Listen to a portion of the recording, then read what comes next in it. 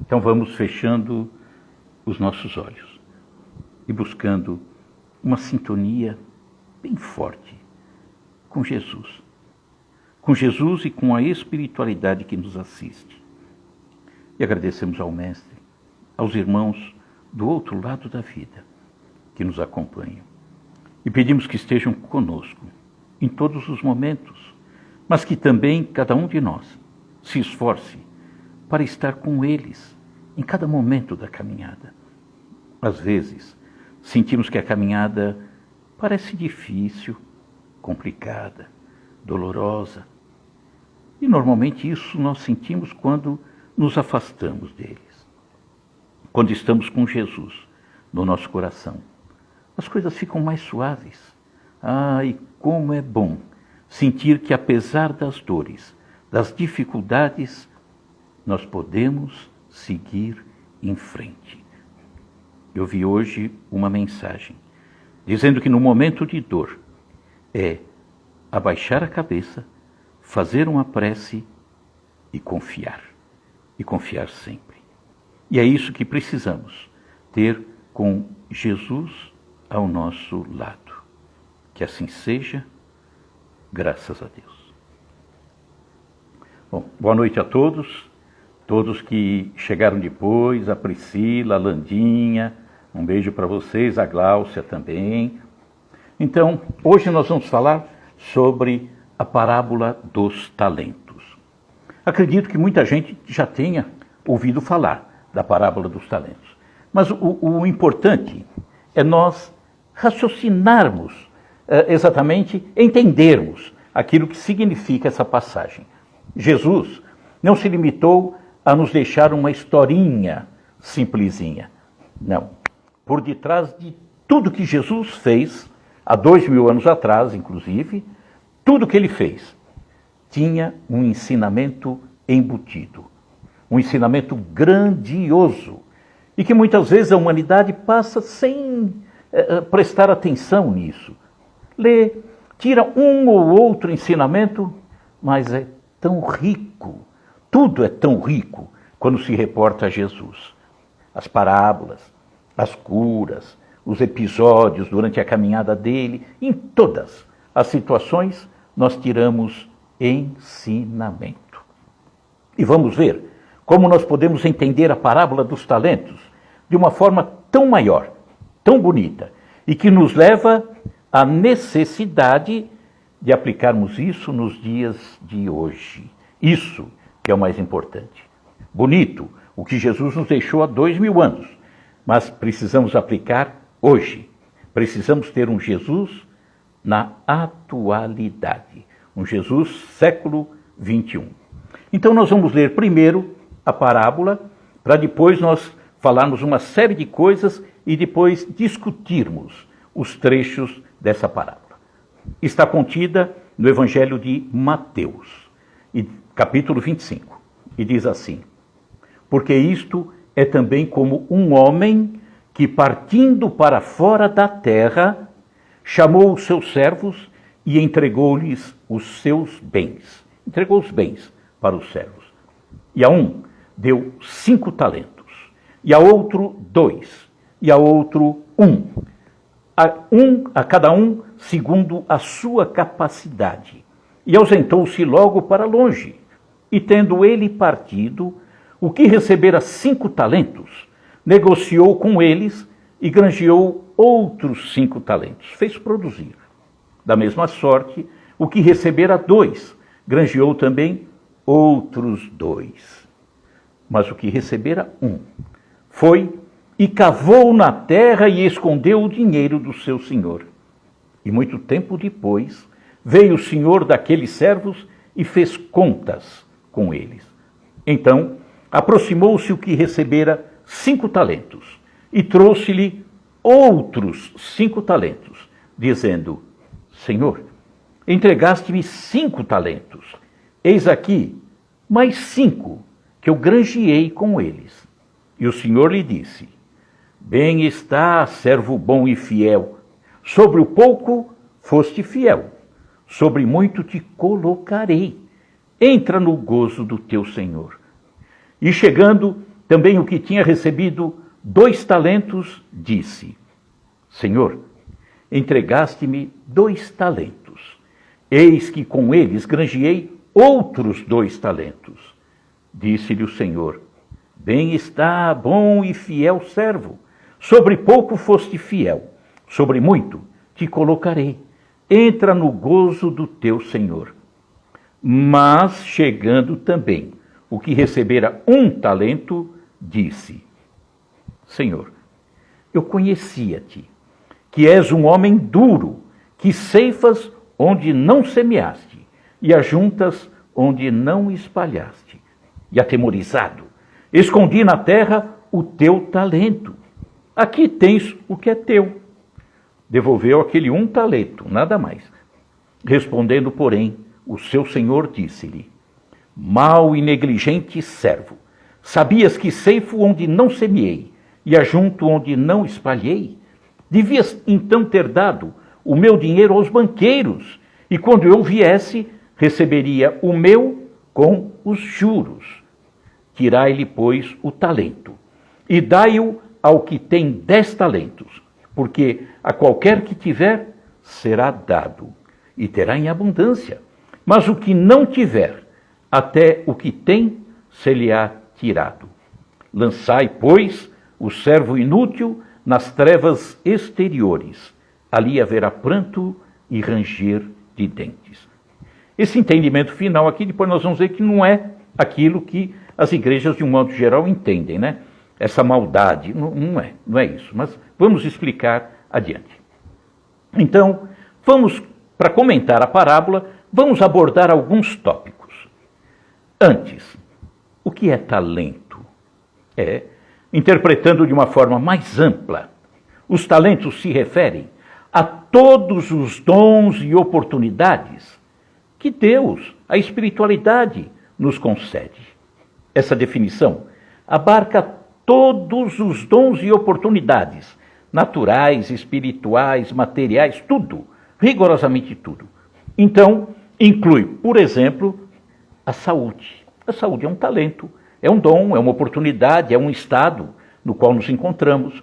A educação, o tempo, os amigos, as posses, a família e vai por aí afora. Então, os talentos são distribuídos a todos nós de forma diferente, em quantidades diferentes, em situações diferentes, porque não somos iguais. Essas diferenças existentes entre um e o outro é que acaba provocando o crescimento, porque eu não tenho um determinado talento, mas você tem. Você me ajuda naquilo que eu ainda não consegui compreender, naquilo que eu ainda não entendi. E nos talentos que eu tenho, eu te ajudo, para que você também possa crescer aproveitando-se daquilo que eu tenho.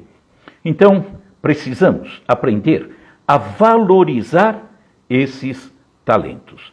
E, mais do que valorizar, colocar em prática, dar a eles uma utilidade nobre. Todos os bons talentos que temos, né? Que está conosco. E utilidade nobre, não só a si mesmo, mas uma utilidade nobre para o outro, para o próximo, para o nosso irmão. E para dar utilidade a esses talentos, é preciso buscar o entendimento, ter esforço. E é isso que nós estamos estudando aqui, né? Tentando abrir a nossa mente para um entendimento novo, para um raciocínio melhor sobre os ensinamentos de Jesus. Se não fizermos isso, esses talentos ficarão à nossa disposição, porém adormecidos dentro de nós, como se tivesse enterrado. O exemplo da parábola que dissemos agora, aquele que tinha um enterrou o talento, não tirou proveito nenhum. Então, vamos abordar mais alguns pontos muito importantes que nós encontramos, por exemplo, no dia a dia nosso, na caminhada. Hoje, percebemos com intensidade o movimento de pessoas que decidem trabalhar, por exemplo, na causa do bem. Realizar uma tarefa de amor em benefício do próximo. Essas pessoas descobriram que não pode haver felicidade se trabalharem unicamente para si. Isso é egoísmo. Aquele que trabalha só para si não encontra felicidade jamais. Pode até imaginar que tenha felicidade. Não tem.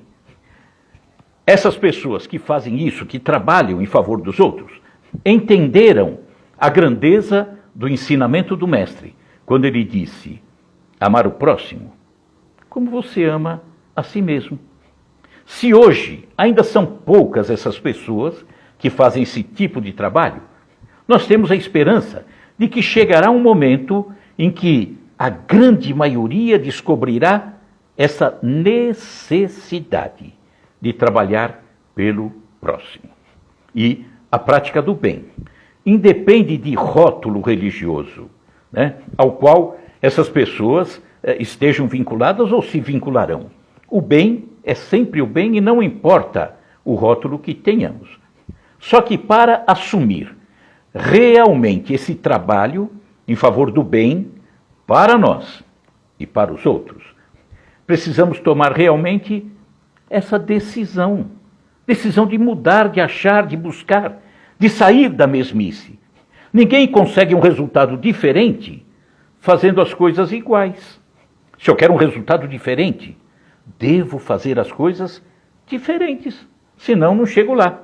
Então é preciso que o nosso sim, no momento em que vamos achar, buscar, procurar coisas melhores, que o nosso sim seja um sim e não um talvez.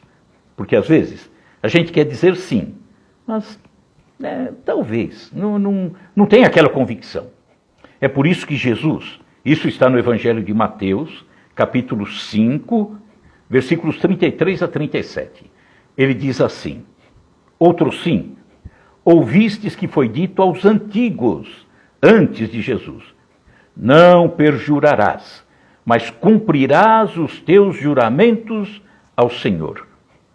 Eu, porém, agora é Jesus falando, eu, porém, vos digo que de maneira nenhuma jureis. Nada de jurar. Nem pelo céu, porque ele é o trono de Deus, nem pela terra, porque é o escabelo dos seus pés.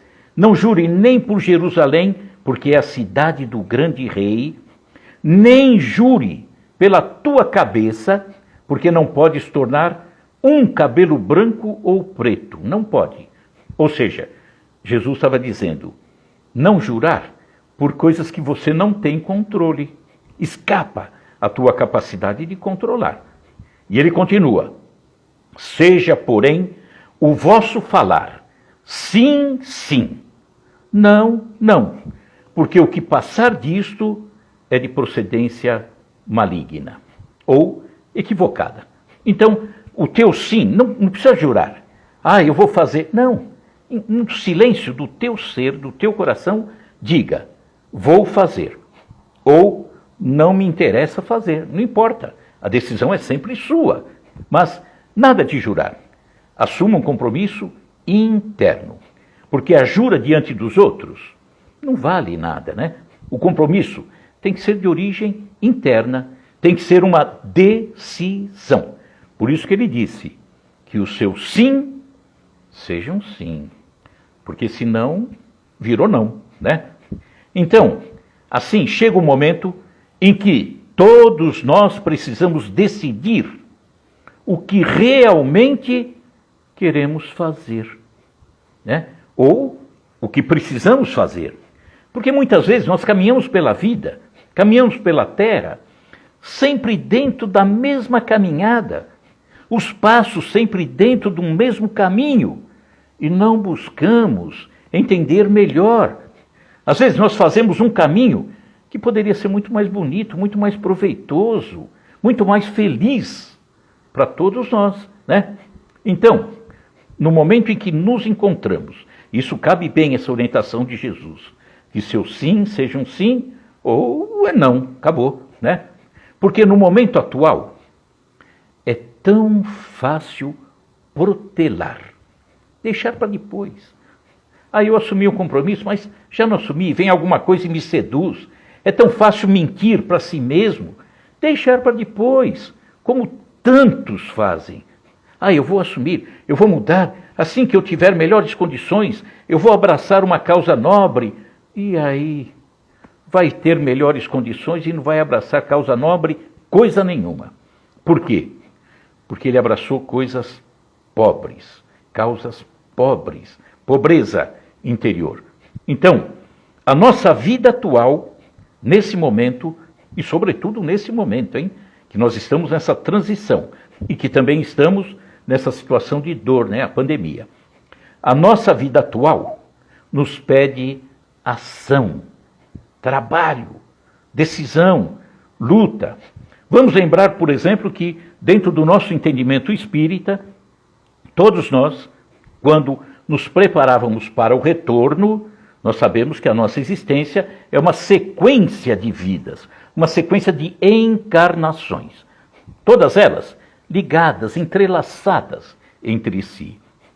Aquilo que eu fiz no passado, eu recebo a recompensa ou a punição no hoje. Se eu não recebi lá no passado, a punição ou a recompensa pode ser que tenha sobrado para esta, Por isso que é importante olharmos bem como é o nosso plantio, porque a colheita é obrigatória. Talvez não colhamos nesta. E vemos tantas vezes pessoas que tiveram uma vida tão atrapalhada, equivocada, desonesta, cheia de maldade, de repente desencarna. E a gente fala, olha, ele não pagou pelo que fez. Calma, já está pagando. Pagando, o que eu digo é, sofrendo as consequências. E voltará para corrigir o que fez de errado. O erro que eu cometi, eu não posso me livrar dele porque alguém disse, você está perdoado. Não, o mal se corrige com o bem, senão não vale a pena. Eu estou simplesmente me enganando, achando que fui perdoado. Não, eu tenho que fazer o melhor, tenho que fazer o certo. Então, nesse projeto reencarnatório, nós, lá, antes de retornarmos a essa existência, que viemos como Paulo César, como meu querido primo Caio, Caio, um abraço, como a Lene, como Adilson. Quando viemos para essa existência, nós traçamos do outro lado um certo roteiro de vida. Aquilo que precisávamos ajustar, aquilo que não foi bem feito e precisa ser melhorado, Aquele mal que eu fiz, que eu tenho que corrigir. Então nós voltamos para cá com a oportunidade de realizar o bem, o amor, o serviço ao próximo, o trabalho da reaproximação entre as pessoas, dos reajustes. E vemos aí, por exemplo, o lar. O lar é a melhor oficina de trabalho para a alma, para o espírito, porque é aqui, no lar, que nós vamos encontrar as pessoas que muitas vezes estão nos pedindo o perdão, estão querendo nos dar o perdão, estão nos dando a chance de melhorarmos o que fizermos, ou seja, muitas vezes, dentro do lar, é onde nós encontramos os maiores desafetos e que se transformaram ali, pelo simples fato de habitar debaixo do mesmo teto, se tornaram os melhores afetos, os melhores amores que nós temos. E aí, dentro do lar, as pessoas estão pedindo empenho, resistência, tolerância, perdão. Só que não é só no lar. Isso também acontece lá fora, no círculo de amizades, até entre as pessoas que sequer conhecemos. E aí nós vemos que encontramos pessoas de comportamento tão diferente, pessoas com outros interesses, outras formas de pensar, de agir, de se comportar. De repente, nós queremos a paz, queremos o amor, e nos defrontamos com a violência, com a agressão. Então, é esse convívio com pessoas tão diferentes que vai nos permitir o crescimento, visando o aprimoramento de nós mesmos. Como que eu vou entender a pessoa que me agride? Tenho que perdoar, mas tenho que ensinar, tenho que orientar. Então, uma reflexão. Nós falamos que quando viemos para cá, na presente encarnação, nós assumimos compromissos antes de chegarmos aqui. Vou fazer isso, vou fazer aquilo, todos nós. E aí eu pergunto a você, você se recorda do que colocou dentro de você antes de vir para cá, na presente encarnação? O que você colocou como meta de vida? Pontos a serem alcançados? Lembra? Acho que não, né? Mas aí eu vou fazer uma segunda pergunta. Você acha que está fazendo tudo que pode? Tudo que precisa fazer? Amando na intensidade que você pode, que você tem capacidade? Perdoando como você poderia perdoar? Será que você faz isso? Não, não fazemos. Por quê? Porque nos seduzimos com o mundo, escapamos, pegamos atalho, fugimos. Ah, mas será que podemos fazer mais? Podemos, não tenha dúvida. Todos nós podemos e muito mais. Eu vou contar uma história que deixa bem claro a nossa capacidade de fazer muito mais. Diz a história que um homem extremamente rico decide dar uma grande festa na sua mansão. E no meio daquela festa, né, ainda era permitida aglomeração, tá? Nessa festa, as pessoas estavam lá dançando no quintal, tal, e ele manda parar a música. Caio, para a música, segura aí, Caio. E aí a música parou. E o rico, né, dentro daquela sua posição, prepotência, aquela coisa toda, ele diz: olha, pessoal, está vendo aqui?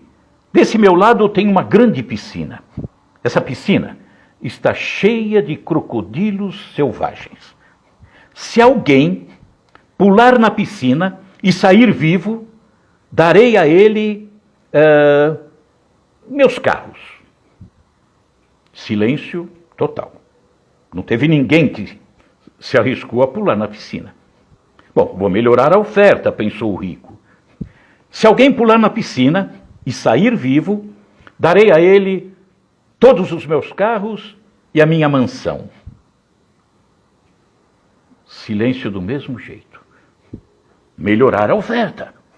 Se alguém pular na piscina e sair vivo, darei a ele todos os meus carros, a minha mansão e o meu avião. Alguém na piscina. Era um rapaz. Ele se debatia no meio dos crocodilos. Segurava um, pulava o outro e foi, até que finalmente saiu da piscina vivo. Todo rasgado, ensanguentado, mas vivo. E aí o rico vai até ele: meu amigo, que coisa impressionante! Você entrou aí no meio desses crocodilos e saiu vivo. Quando você vem aqui para pegar os meus automóveis? Não quero, falou o rapaz. Não quero, não. Eu tenho lá meu Fiat 147, que eu mandei fazer o motor semana passada. O carro está bom demais. Não quero seus carros. Bom, e a mansão? Quando você vem tomar posse da mansão? Também não quero. Moro lá no meu barraco, sou feliz, vivo com as pessoas que amo, não quero sua mansão. Bom, e o avião? Quando você vem pegar? Deus me livre, eu tenho medo de altura. O que eu vou fazer no seu avião? E aí o rico pergunta para ele: mas meu jovem, afinal de contas, o que é que você quer? Ele respondeu: eu só quero descobrir quem foi que me empurrou. Só isso ele queria, né? E interessante, ninguém pulou na piscina. Por quê? Porque não acredita em si mesmo. Acha que não pode, que não tem capacidade. Entretanto, é a vida nossa. Quando a vida nos empurra para uma situação nova, uma situação de dor, olha aí a pandemia. Estamos lutando, continuando e com esperança, e estamos indo. Estamos indo. Coisa que no começo talvez não acreditássemos. Passamos um ano com dor, com dificuldade, vendo a partida de algum ente amado. Isso é triste, sem sombra de dúvida, mas estamos lutando, né? Então, precisamos fazer o melhor sempre, para nós, para podermos fazer para o outro. Então, é para isso que nós precisamos lançar mão dos nossos talentos. Aqueles talentos que eu falei no começo: saúde, tempo, educação, vontade, amor, a palavra, o ombro, tanta coisa, quantos talentos nós temos. E então é esse convívio com as pessoas que nós nos comprometemos quando viemos para cá, é esse convívio bem aproveitado que vai nos permitir mudar o mundo. Primeiro o mundo interior, depois o mundo exterior. É devagarinho, né? Doses bem homeopáticas.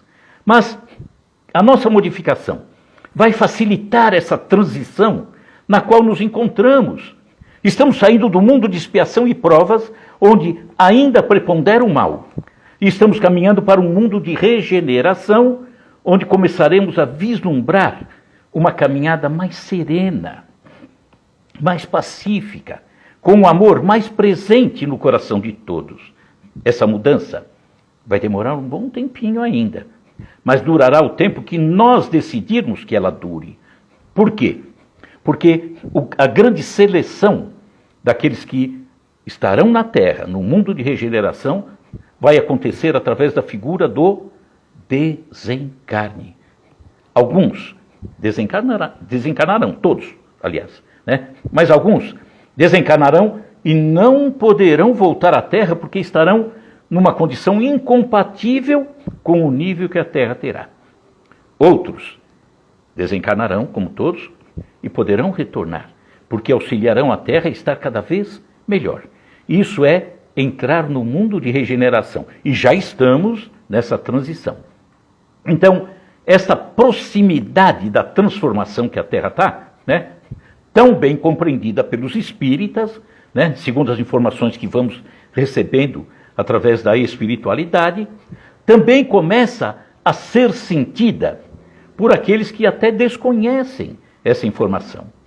Muitos, não é espírita, católico, evangélico, muitos estão com seus olhos voltados para o alto, em busca de respostas.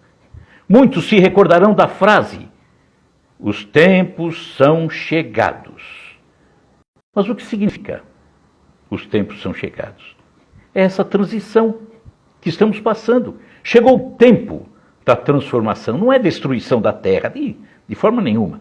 Nenhum pai constrói uma casa, coloca seus filhos dentro e depois derruba a casa em cima dos filhos. Não faz o menor sentido. E Deus é amor total. Jamais faria isso. Então, a necessidade da busca, dessa busca, acaba se intensificando para muitos em razão da dor. A dor é o grande aguilhão que faz essas pessoas despertarem. Ora, é a doença que se instala. Ora, é a partida de um ente amado, uma dificuldade de relacionamento. Ora, é a invasão da droga na família, no seio da família, atingindo normalmente os mais jovens. Ora, é a dificuldade financeira. Todos nós passamos por essas dificuldades. E é isso que vai despertando em nós a busca da mudança. Então, o momento atual, onde parece que o mal domina, que a violência e a desonestidade são totais, a fase atual, a pandemia. Então, é exatamente neste momento que o ser humano percebe a necessidade do reerguimento. Mudar, tarefa nossa. Precisamos melhorar isso. Vamos dar um jeito nisso tudo. Então, é necessário refazer a sociedade. Como que refazemos a sociedade? Aplicando aquilo que está aqui dentro de nós. Mas a mudança começa sempre aqui, em nós, para depois atingir os outros. E, infelizmente, alguns ainda se deixam levar pela desesperança, pelo desespero. E esses, lamentavelmente, não conseguem perceber o grande potencial que tem aqui dentro, porque todos nós temos, sem exceção, todos nós temos talentos, ferramentas. E essas ferramentas estão aqui dentro. É só a pessoa parar e perceber. Mas quando entra no desespero, né, na desesperança, não lançam mão da capacidade que tem. E aí permanecem caídos, prostrados. Tem que levar um chacoalhão Mas quem chacoalhará? Aquele que está fazendo o seu trabalho, né? Então precisamos descobrir. Então, para muitos que percebem essas ferramentas que estão aqui dentro, né, dentro de si, partem na busca da solução. Mas não da solução só para si, a solução ajudando o outro a despertar, a levantar-se, tirá-lo do chão. Então, é a busca da esperança que se constrói com a fé. Acho que foi na semana passada que nós dissemos que quando a fé vai até o dia de amanhã e retorna para o hoje, sorrindo, e nos diz, vale a pena, hein? Segue lutando, vai em frente. Nesse instante, a fé se chama esperança. Então, e fé é trabalho, é esforço, é dedicação, é ação, é o trabalho em favor do bem. Primeiro o bem aqui, e depois para os outros. E ter fé não é só aquela fé religiosa, não. Tenha fé em você mesmo, na sua capacidade, na sua condição, na sua profissão, no seu relacionamento. Então é necessário que todos nós saiamos da prostração, da queda, da cabeça baixa, do desânimo. Precisamos então descobrir e lançar mão dos talentos maravilhosos que estão dentro de cada um de nós. Que talentos? O amor, a família, os amigos, oportunidade, profissão, saúde, tempo, visão, abraço, o ar que respira, a alegria, a voz, a audição, a música, o alimento, o sorriso. Então, vamos tentar agora nos ver dentro da parábola dos talentos. Como está indo a nossa caminhada. Então agora nós vamos analisar a parábola dos talentos em alguns trechos, tá bom? Eu vou ler um trecho e vamos comentar.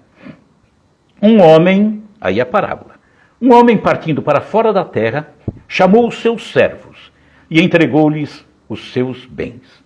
A um deu 5 talentos, a outro 2, a outro 1, a cada um segundo a sua capacidade, e ausentou-se logo para longe. Esse homem, vamos entender como Deus, o Pai, o Criador, a espiritualidade, né? Servos, somos nós, a humanidade que está aqui trabalhando. O que significa, nessa parábola, o Senhor partindo, abandonando os seus servos? Deus nos dá o livre arbítrio, desde o início. Decisão é nossa. As ações boas ou más nos pertencem. Ele não fica nos conduzindo pelas mãos. Ele não nos fez como marionetes, né? E muitos imaginam isso.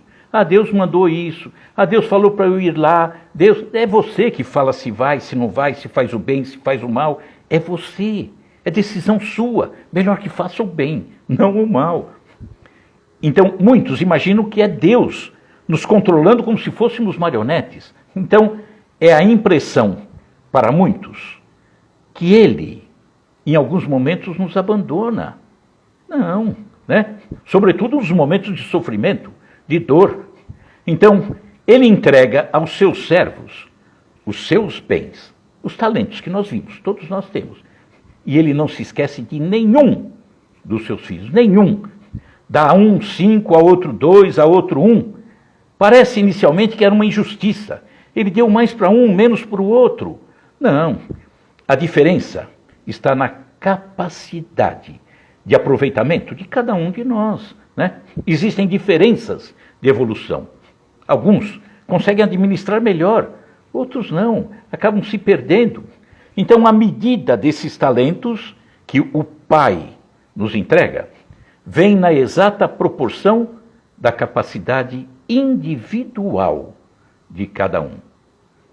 Vou te fazer uma pergunta.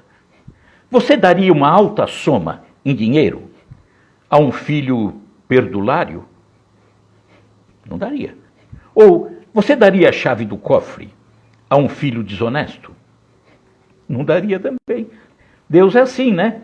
Deus, ele dá em conformidade com aquilo que cada um precisa e dentro da sua capacidade. Por isso que Jesus disse, não dê pérolas aos porcos.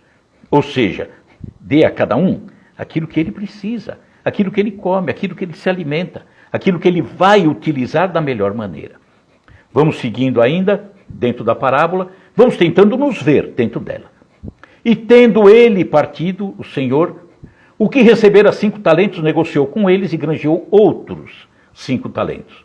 Da mesma sorte, o que recebera 2, também trabalhou com eles e ganhou outros 2.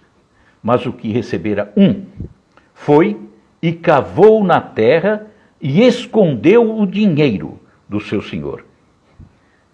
Mostra esse trecho as diferentes conscientizações dos servos, né?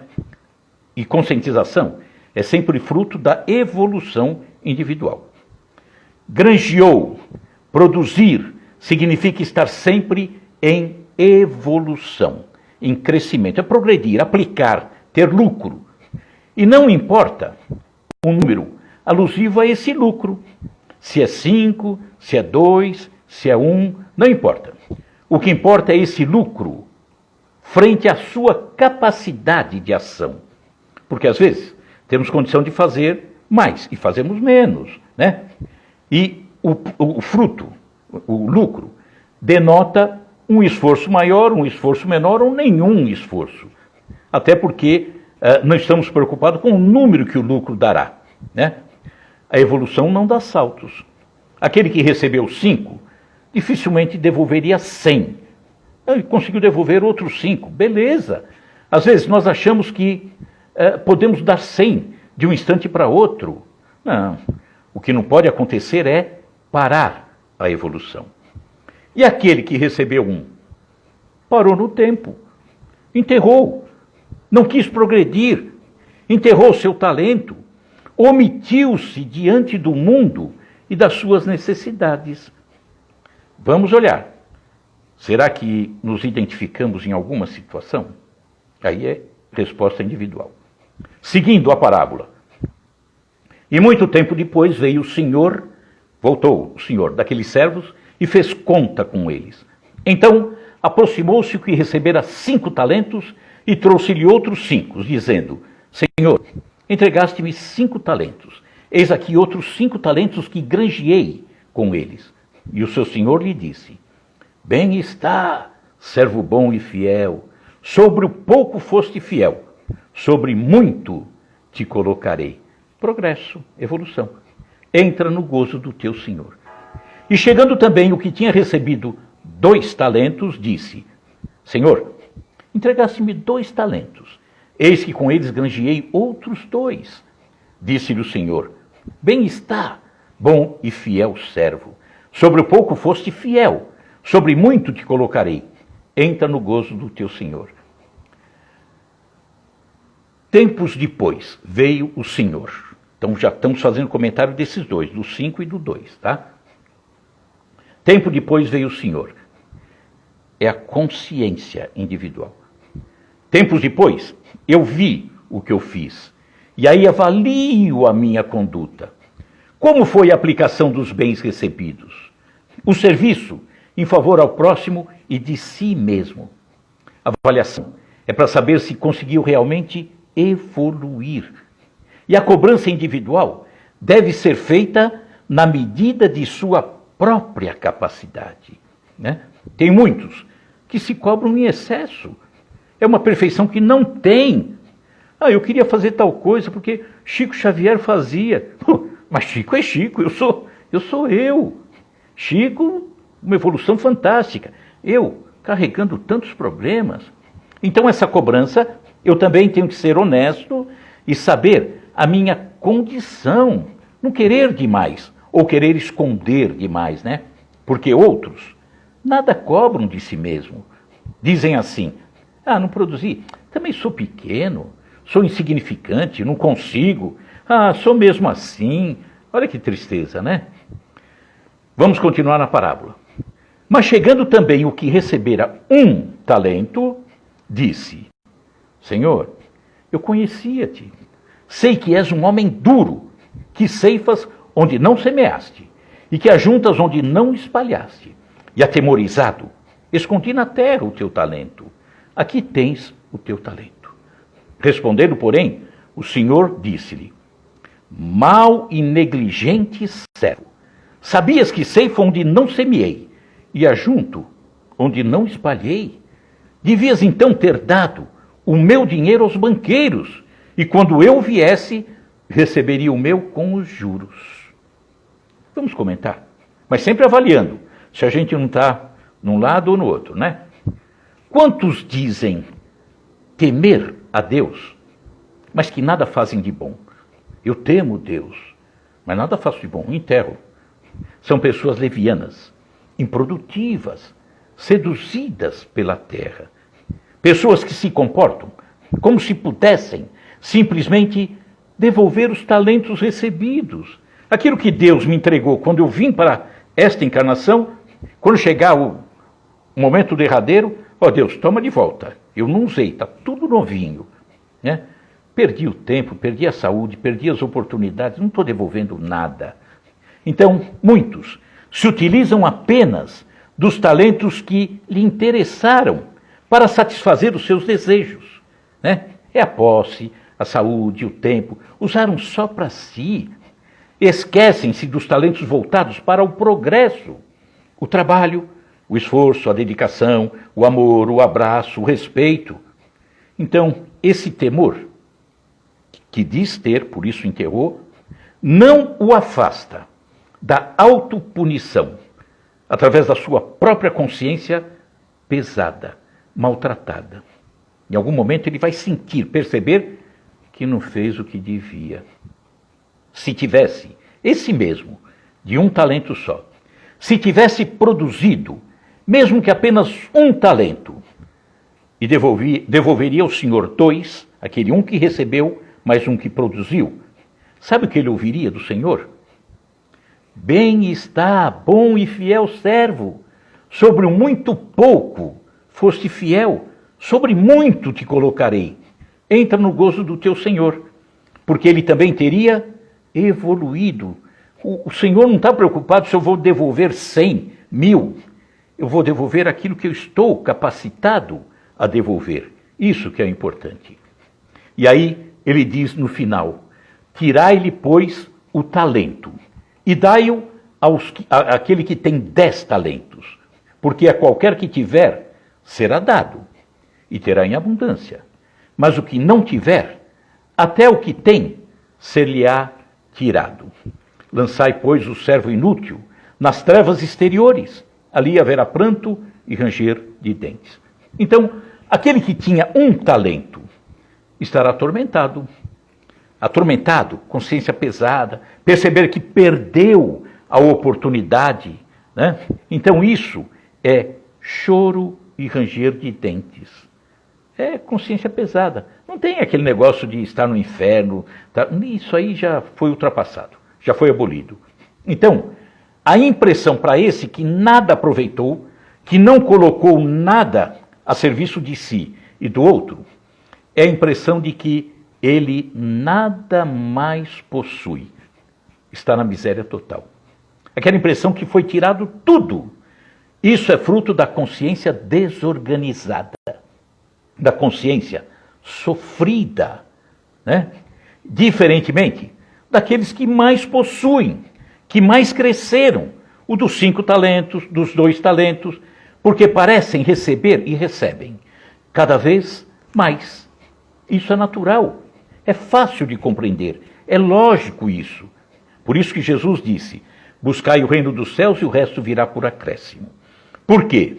Porque aquele que mais possui, aquele que mais segue, aquele que mais avança, aquele que mais evolui, é aquele que começa a observar a alegria nas mínimas coisas, a paz interna, mesmo no meio da agitação.